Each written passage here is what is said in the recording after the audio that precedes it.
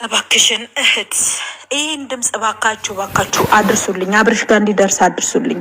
ምክንያቱም ይሄ አሁን የተላከው ቪዛ ፌክ ነው። እቺ ሰይጣን ሄርሜላ ያሰራችሁ ነው። ነፍሷ ማይማር ልጅ ምንም ሁሌም ከነሱ ራስ ላይ እንደቅማል ማትወርድ። ስለዚህ ይሄ የፌክ ቪዛ ነው። ምክንያቱም የካናዳ ቪዛ በእንደዚህ በባልና ሚስት እንጂ እንዲዝም ብሎ የሚሰራ አይደለም። በእጃዙር በፌክ ተሰርቶ ቪዛው ለሩታ እንዲደርስ የተደረገው ይሄ ተንኮል የተሞላበት ስራ ነው። ስለዚህ አብርሽ እባክህ ልጅህን በሰላም አሳድግ። ዝም ብለው ወጥመድ ውስጥ አትነከር እባክህን። ይሄ እስር ቤት የሚያስገባህን ስራ ነው። እቺ የሆነ በቃ ተንኮላ ሲራ የመጣችበት አንቺ ምን አይነት ሴጣን ነሽ? ሄርሜላ የምትባይ ውጪ፣ በእናትሽ ውጪ ከአብርሽ ህይወት፣ ከርትዬ ህይወት ውስጥ ውጪ። እርትዬ እንደው እግዚአብሔር ይርዳሽ የኔ ውድ እህት፣ እግዚአብሔር ይርዳሽ። ይችን ሴጣን ሴትዮ ከህይወትሽ ያውጣልሽ። እና አብርሽ ፕሊስ፣ ይሄ ቪዛ የፌክ ነው። እስር ቤት እንድትገባ አልፈልግም። እባካችሁ ድምፁ ነው። ይሄ በጣም በጣም በጣም በጣም በጣም አደጋ የሆነ ተንኮል ነው። አደጋ የሆነ ሴራ ነው ሴትዮ እያሴረች ያለችው። ምን አይነት ሰይጣን እኮ ይቀናባታል ሄርሜላ የምትባል ሰይጣን። ስለዚህ የፌክ ቪዛ ነው። ፕሊስ አብርሽ ተጠንቀቅ፣ እግርን እንዳታነሳ እባካችሁ አድርሱ። ሰበር ዜና ያመሻሽ ዜናችን ጉድና ዘንድሮ እንደቀጠለ ነው። ይሄም የምላችሁ ነገር የፌክ ወደ ካናዳ ትሄዳለህ ብላ አቶ ሄርሜላ ያሰራችለት አካውንት እንደሆነ ከእህታችን አንዳንድ መረጃዎችን እየሰማን ነው። ስለዚህ አብርሃም ታደሰ ይሄ መረጃ ይድረስ። አሁንም ወደ አውሮፓ ወይም ወደ አሜሪካ ወይም ወደ ካናዳ ለመሄድ ከሚስት ጋር ቪዛ አሰርተህ እንጂ ከዝሙተኛ ሴት ጋር መሄድ አትችልም። እንዲሁም አብርሃም ታደሰ ይድረስልኝ የምለው ነገር ከሚስቱ አፋታ ወይም አጣልታ ሄርሜላ እወስደዋለሁኝ ብላ አብርሃምን ወደ እስር ቤት ልታስገባው እንደሆነና ወንጀለኛ ልታረገው እንደሆን ተሰማ።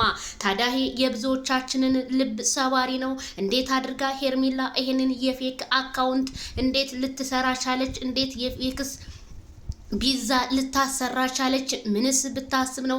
አብርሃምና ሩታ ምንስ ቢበድሏት ነው? እንዲሁም አብርሃም ወደ ካናዳ ሀገር እንኳን ሊሄድ አይደለም ከመዲናችን አዲስ አበባ እንደማይወጣ አስረግጬ ነው የምነግራችሁ። ወይም ኮሪፍቱ ነው ወይም ደብረ ዘይት ነው ወይም ባቦጋያ ነው። ከዚህ ያለፈ አብርሃም ከሄደ እኔ ካልዳነ ይሙት ነው የምላችሁ። አብርሃም እውነትም ጥፋተኛ ነው ብለን እንወስናለን። ግን አብርሃም ይሄንን የሚያረግ ልጅ አይደለም።